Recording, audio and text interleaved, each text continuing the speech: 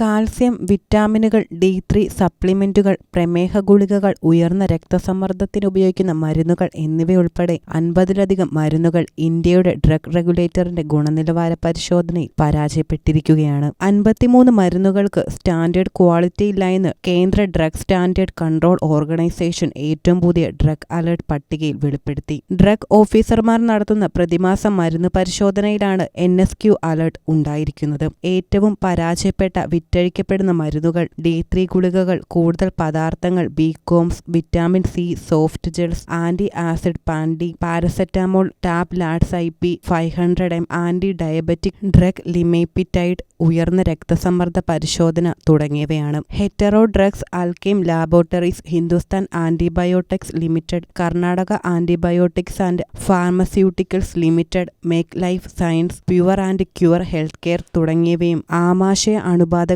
ചികിത്സിക്കാൻ വ്യാപകമായി ഉപയോഗിക്കുന്ന മരുന്നായ PSU ഹിന്ദുസ്ഥാൻ ബയോട്ടിക് ലിമിറ്റഡ് നിർവഹിക്കുന്ന മെട്രോണിഡാസോളും ഗുണനിലവാര പരിശോധനയിൽ പരാജയപ്പെട്ടിരിക്കുകയാണ്. ടോറന്റ് ഫാർമസ്യൂട്ടിക്കൽസ് വിതരണം ചെയ്യുന്നതും ഉത്തരാഖണ്ഡ് ആസ്ഥാനമായുള്ള pure and cure health care നിർമ്മിച്ചതുമായ ഷെൽക്കലും പരിശോധനയിൽ വിജയിച്ചിട്ടില്ല. മാത്രമല്ല, കൊൽക്കത്തയിലെ ഒരു drug testing lab Alkem health സയൻസിന്റെ ആന്റിബയോട്ടിക്കുകളായ ക്ലാവം 625, പാൻഡി എന്നിവ വ്യാജമാണെന്നും പരിശോധനയിൽ കണ്ടെത്തി. ഗുരുതരമായ ബാക്ടീരിയയുള്ള കുട്ടികൾക്കായി നിർദ്ദേശിക്കപ്പെടുന്ന ഹൈദരാബാദ് ആസ്ഥാനമായുള്ള ഹെറ്ററോയുടെ സെപ്പോഡെം XP 50 ഡ്രൈ സസ്പെൻഷൻ നിലവാരമില്ലാത്തതാണെന്നും ഇതേ ലാബ് തിരിച്ചറിഞ്ഞു. കർണാടക ആന്റിബയോട്ടിക്സ് ആൻഡ് ഫാർമസ്യൂട്ടിക്കൽസ് ലിമിറ്റഡിന്റെ പാരസെറ്റാമോൾ ഗുളികകളും ഗുണനിലവാരമില്ലാത്തതായി കണ്ടെത്തി. ഗുണനിലവാര പരിശോധനയിൽ പരാജയപ്പെട്ട മരുന്നുകളുടെ 2 ലിസ്റ്റുകൾ ഡ്രഗ് റെഗുലേറ്റർ പങ്കിടുകയുണ്ടായി. ഒന്നിൽ 48 ജനപ്രിയ മരുന്നുകൾ ഉൾപ്പെട്ടിട്ടുണ്ട്. ഈ പരിശോധനകളിൽ പരാജയപ്പെട്ട ഫാർമസ്യൂട്ടിക്കൽ ആശുപത്രികളുടെ മറുപടി വിഭാഗത്തോടൊപ്പം 5 മരുന്നുകളും രണ്ടാമത്തെ പട്ടികയിൽ ഉൾപ്പെടുന്നുണ്ട്.